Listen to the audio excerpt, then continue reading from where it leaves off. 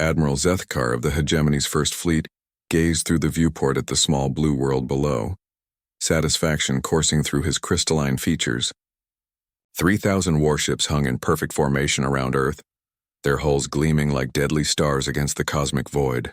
After centuries of preparation, the humans' time had finally come. "Status report," he commanded, his voice carrying the authority of someone who had conquered 17 systems.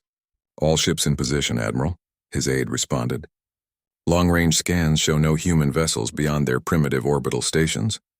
Their military appears to be planet-side, cowering behind their atmospheric shield." Zethkar's mandibles clicked in amusement.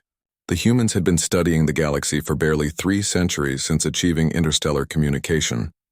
What could these upstart mammals possibly do against the combined might of the Hegemony's finest fleet?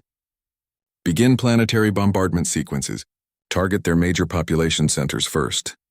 But as the weapon systems charged, something peculiar happened. The human orbital stations, crude, blocky structures that looked more like space debris than military installations, began to shift.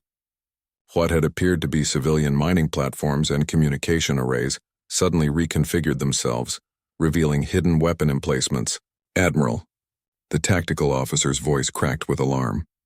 "Energy signatures are spiking across the entire grid. These aren't civilian stations, they're weapons platforms." Before Zethkar could respond, the first wave struck. Beams of coherent energy, more powerful than anything in the Hegemony's arsenal, lanced out from the supposedly harmless stations. The lead destroyer, Vengeance of Krell, simply ceased to exist, vaporized in an instant. "Impossible!" Zethkar roared. "Our intelligence reports showed no such technology." More beams erupted from the orbital ring. But these weren't random shots. They were precisely coordinated, each beam targeting critical systems on different ships. The humans weren't trying to destroy the entire fleet. They were systematically crippling it. "Sir, we're receiving a transmission from Earth." On screen, an elderly human female appeared, her gray hair pulled back severely, her eyes holding the cold calculation of a predator. "I am Director Sarah Chen of Earth Defense Command. I believe you're experiencing some difficulties with our welcome party." "You dare," Zethkar began. "Admiral Zethkar of the First Fleet," Chen interrupted, reading from a datapad. "Born on Hegemony Prime, commanded the massacres at Vega Colony and Proxima Station. Yes, we know exactly who you are. We've been watching your empire expand for quite some time." The Admiral's blood ran cold. How could they possibly know such details? Chen continued, her voice maddeningly calm. "You see, Admiral, while you were conquering the galaxy, we were preparing. Every probe you sent into our system, every scout ship that lingered at our borders, we let them see exactly what we wanted them to see. Primitive humans, struggling with basic space technology, no threat to anyone. On the tactical display, more hidden installations revealed themselves. What had appeared to be asteroids in the belt suddenly sprouted weapon arrays. Seemingly innocent deep space monitoring stations unfolded into massive railgun platforms. The humans had turned their entire solar system into a fortress, and they'd been building it for centuries. "The truth is," Chen said, "we've been preparing for this day since we first detected your expansion. Every resource, every innovation, every breakthrough, all focused on this moment. We studied your tactics, your technology, your weaknesses. We know that Hegemony shields can't handle rapid frequency modulation. We know your armor fails against projectiles exceeding certain velocities. We know your command structure collapses when communication arrays are targeted."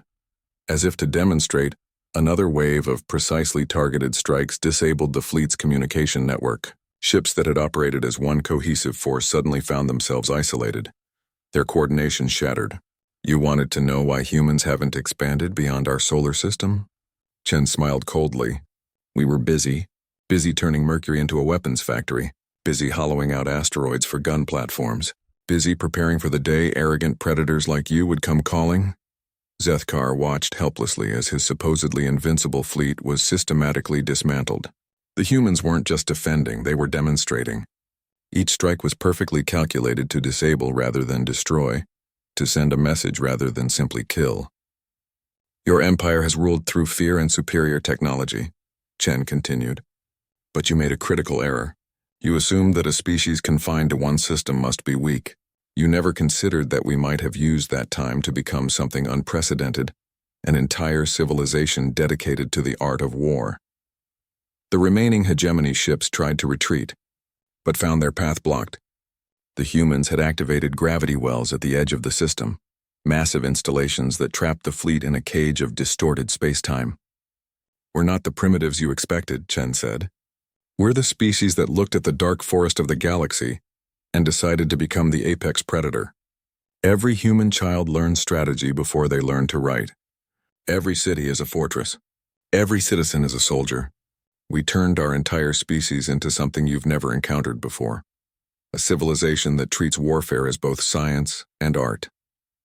Admiral Zethkar's proud fleet, the terror of the galaxy, hung crippled and helpless around a small blue world. The humans had spent centuries preparing for this exact scenario, and they had executed their defense with the precision of a surgical instrument. "So here's what happens next," Director Chen said, her voice cutting through the static of damaged communications. "Your surviving ships will be allowed to leave, after we've extracted their navigation data, weapons specifications, and complete intelligence files on hegemony operations. You'll return home with a message. Earth is not conquered. Earth is not available, and any future aggression against humanity will result in consequences your empire is not prepared to face."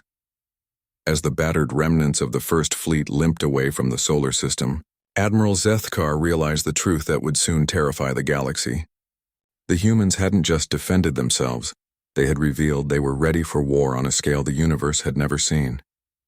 The hunters had become the hunted, and humanity's true expansion was about to begin.